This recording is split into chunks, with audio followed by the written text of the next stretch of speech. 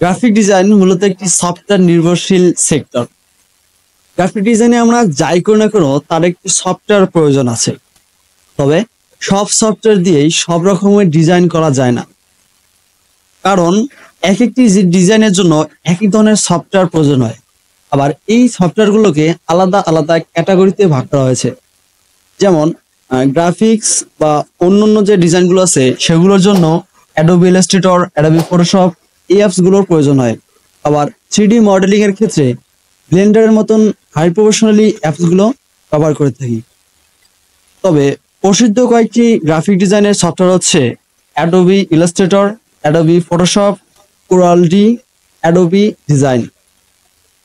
আমরা পরবর্তী ভিডিওতে দেখব অ্যাডোবি ইলাস্ট্রেটর কিভাবে ডাউনলোড করতে হয় এবং এটার সম্পূর্ণ সেটআপ নিয়ে আমি ভিডিও তৈরি করব। দেখা হচ্ছে পরের ভিডিওতে। সুস্থ থাকবেন। আল্লাহ হাফেজ।